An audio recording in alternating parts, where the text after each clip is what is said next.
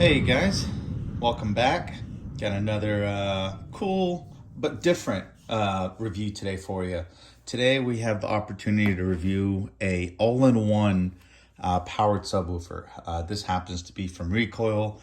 As you can see, Recoil is not quite new, but new to the public. It seems like they've been around for a long time, doing a lot of projects, a lot of components for other companies, for major brands, Rockford and others. And so I wanted to kind of bring this to your attention because I like these quite a bit. I have the opportunity to buy them. I install them for customers, and I sell quite a few of them just because of how convenient and cool products they are, really, to be honest with you, for such a small package. So what it is, let me go into it really. It's an all-in-one system that includes the subwoofer, the housing, the amplifier, and even the wiring for it, right? So it's an all-in-one. It's made for spaces that are pretty tight, whether it's under the seat, behind, kind of, it's a single cab right behind the seat, or it's very minimal consumption in a trunk space. So very, very, very popular. This particular model is the Recoil Echo series. It's the SL1789. Just kind of highlighting what it's got here documented for us. So let's see if we can zoom in a little bit so you can see that it's an 8x9 overall amplified subwoofer. It's got two passive radiators, and I can go into detail about passive radiators later, but they basically act as a port for boxes that are too small to actually have a port. So you tend to see them, but they're very effective. You see them quite a bit in home theater systems. More commonly, if you have one of those JBL kind of Bluetooth speaker that you see and jamming out, or you carry by the pool in the gym, those have passive radiators, and hence why they sound so good, right? So this has got two 2x7 radiators on top of the 8x9-inch subwoofer. It's got a built-in amplifier that is rated for 250 watts RMS and 600 watts peak. It's got RCA input, including also high level input with automatic turn on technology. So what that basically does is, as soon as you get an audio signal from the RCA or the high input level connectors, it will trigger. So that avoids you having to run that extra remote wire, which people struggle to do in installs. You can always find ground, you can always find your battery, but sometimes it's very difficult for folks to find that remote wire to turn it on, as just they're not very familiar with getting into the fuse box or the back of the radio. Another cool thing it does, it actually has a remote bass control knob, so pretty cool as well. So you can actually control it for all different types of music genres and different levels of music listening preference. And the final thing, what I really like about this, it does include your complete installation wiring kit. And it looks like it's OFC, and that stands for oxygen-free copper, which is another term for 100% or 99.9% pure copper, which really helps with electrical conductivity and minimizes loss. A lot of wire out there is also known as CCA, that's called copper clad aluminum. And what that does is take pure aluminum wire and coat it with a layer of copper. And so it does offer a lot of benefits. It's usually more cost friendly, and it's still pretty effective. Considering these are pretty much short runs, people kind of look at it relative just the vehicle, but 17 feet of running power wire is not very, very long. This really does, change when you're talking about maybe wiring a house or wiring buildings or more industrial applications. That has a bigger impact. For an area as small as a truck, a SUV or a van, CCA really doesn't make that significant of an impact compared to pure copper. But let's open it up and see what we got. Again, I'm very pleased with this. I do like it. There's been various iterations that Recoil has released, this being one of the newer ones. I've used quite a bit of their smaller circular form factor. It was an 8-inch, and I'll have to pull up the number for that. Very popular among my customers for cars, for trucks, and actually I had a couple clients that drove Harleys, and it was great for their saddlebags. They had hard saddlebags. They had really good highs and mids, and they were very loud. They call them screamers, but they didn't have that thump. And so we found this option as great. It sounded awesome. It didn't take up a lot of their space, and it really put out a lot of good power for them to be comfortable jamming out instead of all those highs and mids. So let's open it up and see what we got here. All right, here it is. All right, pull this out. All right, pretty heavy. Let's see. Look at all these goodies here real quick, and we'll get the box out of the way.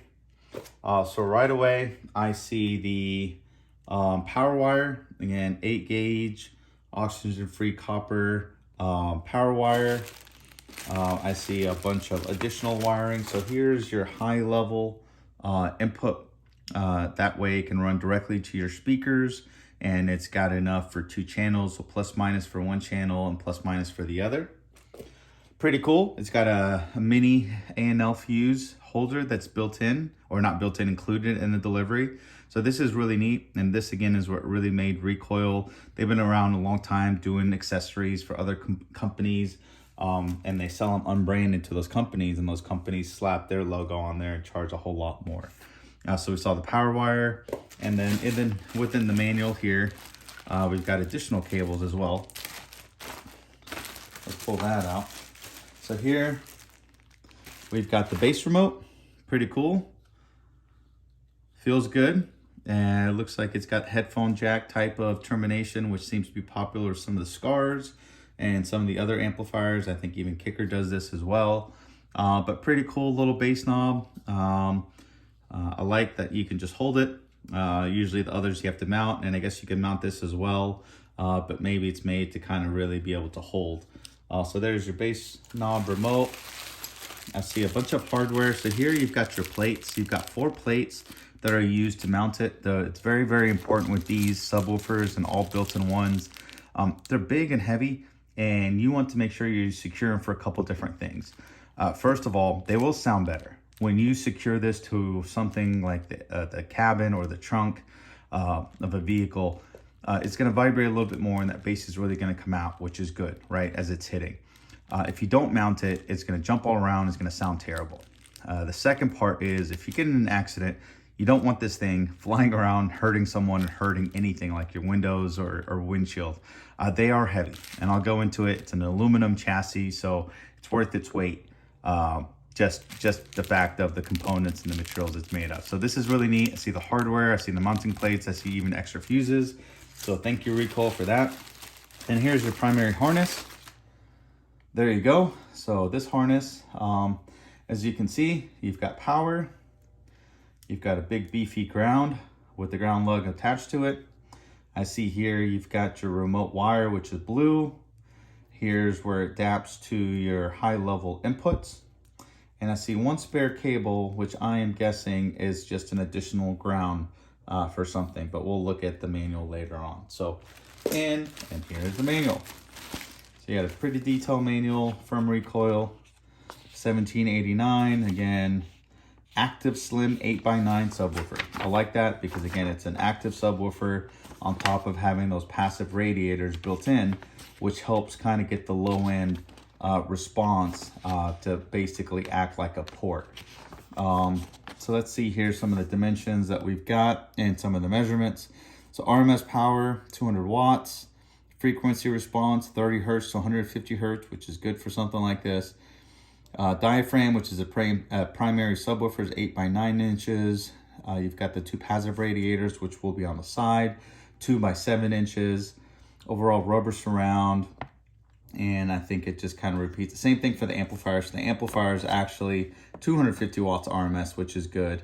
High level speaker inputs, RCA inputs as well. And then you've got the harness information. Looks like a 20 amp fuse. So usually rule of thumb is you multiply that by 10, and that's what the amplifier is capable of. So 200 watts RMS, pretty consistent with their rating. Here are some images of the subwoofer itself before we take a deeper dive. You can see you'll have all of your primary connections on one end. These sides right here that you see perforated, that's one of the passive radiators, and you'll have one on the opposite side. So that's where your passive radiators are, and your main powered subwoofer, your active portion here, diaphragm, is on the top. So this is 8x9, this is 2x7, and then so is the other one on the other side. Here's your amplifier, and I was referring to the 4 brackets or 4 feet that you will use to mount it. Very, very important, and that's on all 4 edges. So pretty cool, pretty detailed. Let's see what the extra cable that we had was.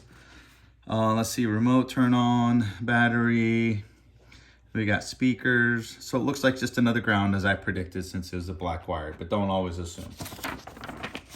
All right, so just more installation instructions, and I'm guessing at the end they'll probably have some troubleshooting guidelines, and nope, just more operation and how to connect it, how to mount it, and so forth. So pretty detailed, English, very clear, so always a good thing. Now let's get to the cool part, and let's unwrap this puppy. All right, first impression, I like it, it's heavy. I'm gonna go grab my scale and we'll wait before we finish this review. So let's go check this out here real quick. Love opening new things, don't we? All right, so definitely heavy. You can feel the entire aluminum enclosure here. I can see the diaphragm. It's a square diaphragm, so 8x9 inch. Pretty cool grill. Aesthetics feel really nice. It's like a matte black finish. Turn it over. Here's where I was referring to. You've got the passive radiator. So this is one of them. This is 2x7 here. And then you've got one on the opposite end, 2x7. And what a passive radiator does, it's basically a subwoofer without a magnet and a motor, right? It's just the cone itself. And usually that cone is weighted, so it's got a specific weight that will resonate with certain amount. Basically you tune it based on how much weight you put on it. So they tune it to a certain frequency, and usually it's something to complement your free air resonance of the main subwoofer. So just as an example, let's say we saw this from 30 to 150 hertz, but its FS is probably, I don't know, let's say 60 or 70 hertz, right? They can easily tune these passive radiators to be maybe close to like 30, 40. Now, it's not going to put a ton of output at that frequency, but that it's the passive radiator's resonance frequency, which help complements your resonance frequency at 60 hertz. And then you can drop this to a little bit lower, acting like a port, so you also get those low ends. So I'm very pleased with this design, this approach. Very, used widely. You may not notice it, but again, even those little JBL boom, whatever they're called, various line of speakers that are very, very popular, Bluetooth speakers, they have those tiny little passive radiators in there, and they do an effective job. So let's look at this here, and we'll also look at the overall dimensions, but definitely feels good. It's an entire aluminum chassis, which has a couple benefits. First of all, this is an amplifier, right? And amplifiers produce heat. So this is a great heat sink for this amplifier. And also even for the subwoofer. The subwoofer usually with something small like this, so we'll make it out of a very rigid cone. So this is a flat square diaphragm, almost looking like the Kicker L7s with its, ribbed outer surround, and the inside, which is usually made out of aluminum or a very hard material here. So they dissipate heat as well, and it's nice to have in a big heat sink like this, so they can help dissipate that. Again, just the weight itself seems really, really sturdy. Here are the inputs. You've got the remote bass knob. You've got phase, low pass filter going from 30 hertz to 150 hertz. You've got gain, which is a measurement to measure your input signal to the tuning of the amplifier itself to match it. You often hear it's not a volume. It is very close, behaves like it, but it is not a volume. It is a way to gain match your output signal of your head unit or your speakers into the amplifier. And by matching it, once you set the match correctly, you never touch it again. And then you've got your RCA input. So that's really neat because you have separate RCA jacks versus just assuming that you're going to go through the high level inputs and converting it to RCA. So it's good to have these directly so they connect to your stereo. And here you have your main harness, and the main harness has your power, your remote, your ground, as well as your high level inputs here.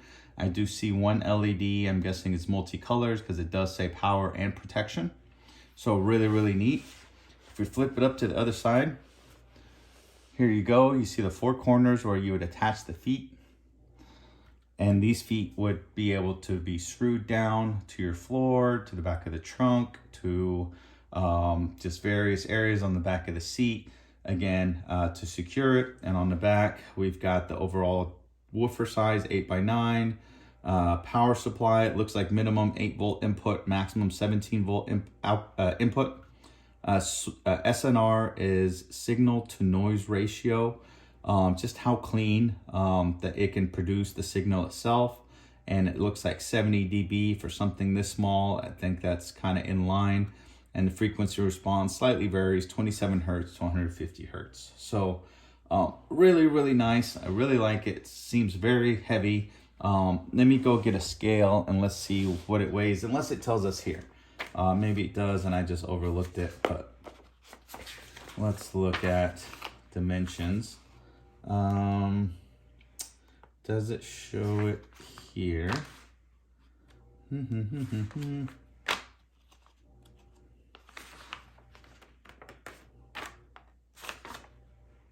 No, it does not. So I'll go ahead and weigh it.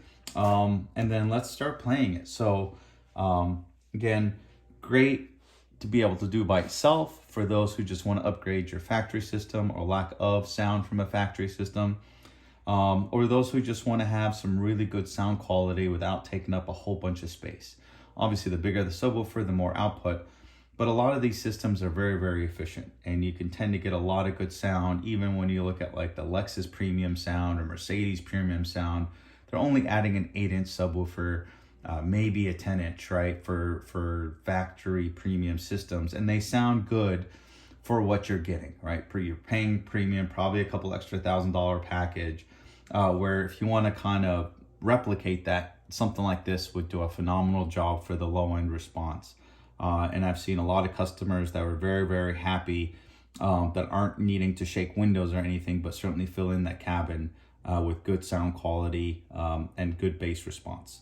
So let's go ahead and get it weighed, and then the next thing is let's get on the bench and see what it sounds like. All right, so let's get this weighed. And we'll put it on here. Oh, gotta reset it again. There we go, zero it out. And we've got 12 pounds on the dot here. So there you go, 12.0. And take any deltas away from the soft carpet that it's on. So not too shabby. Let's go ahead and also take some outside dimensions or outer dimensions of this.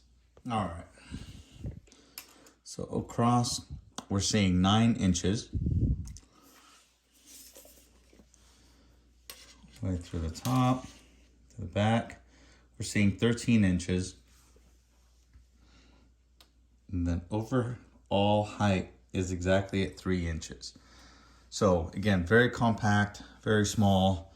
We said 9 by 13 by 3 inches. Pretty impressive for something that's about 200 watts RMS. So I'm excited to get this thing going. So let's plug it in and see how it sounds. All right, so got it hooked up. Here we go. We've got RCA connected directly from the stereo. Got our green LED that shows that it is powered up, ready to go. Got my harness connected, and within my harness, I've got just a couple simple connections here. There's my ground connected directly to the lug, and then there's my power and remote wire connected together. So got it all set up. Don't have the base remote, but that's straightforward here.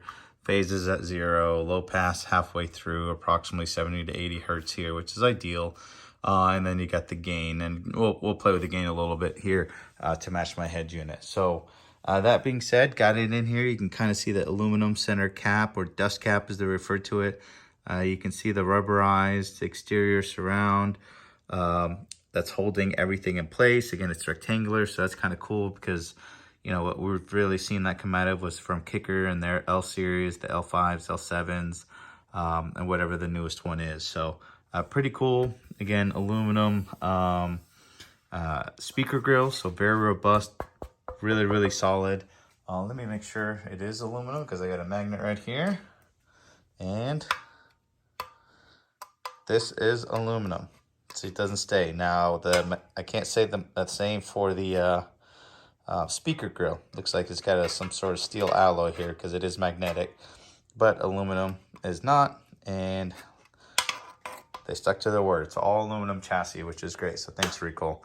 All right, so got it all powered up, and let's start playing some music. I can't play for very long because of copyright, and you'll also have to excuse my selection here, as this is some of the older bass songs I used to have back in the day. So let's get this going.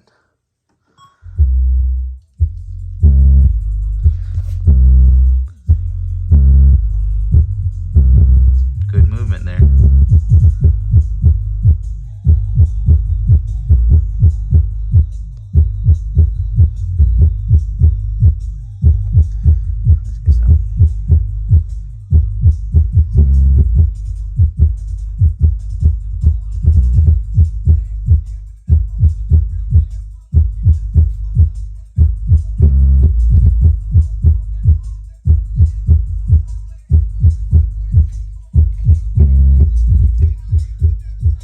Peak, we've reached about 9 amps, and so multiply that by 12 or so, and then you've kind of got your power there. So let's see if we can get some more volume.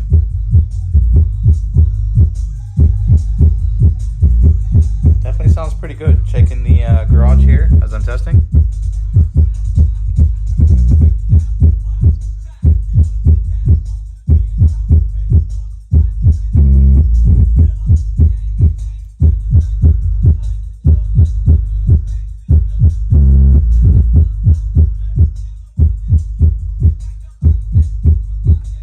Okay, so that sounded pretty good. Let's test it out with like some just sine waves here.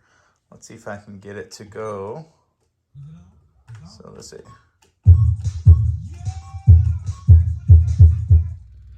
All right, so we got 20 hertz going here. Doesn't look like a lot of movement. Now I know this was kind of rated from 30 hertz up to 150 hertz, so maybe don't expect to see a lot. 8 amps max, probably at that 12 volts. So let's change the frequency to 30. So let me do this. Let's do 30. Go see if that's any different. All right. More movement.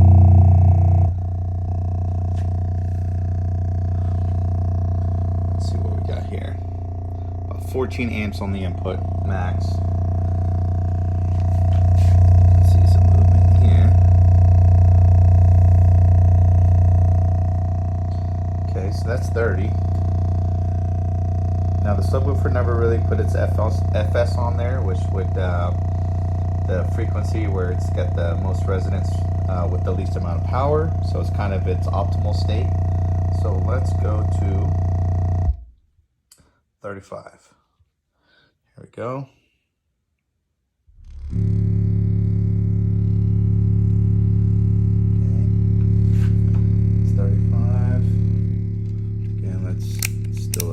So let's see what it's at right now.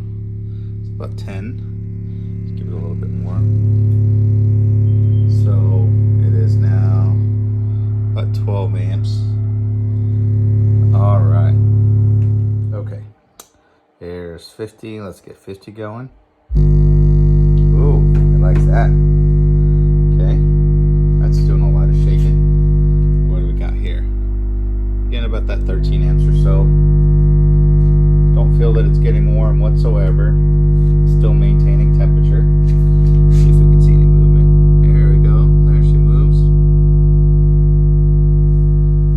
All right. Well, I'm not sure how much more I can do. It does sound good. For the size, I'm very, very impressed when you're talking about a 7x9 or 8x9 square subwoofer that will literally fit under the driver's seat, under the passenger seat, behind the rear passenger seat, behind the truck bed, not a truck bed, excuse me, a truck seat, in a single cab, even in a small vehicle, in the trunk or an SUV. This is pretty impressive.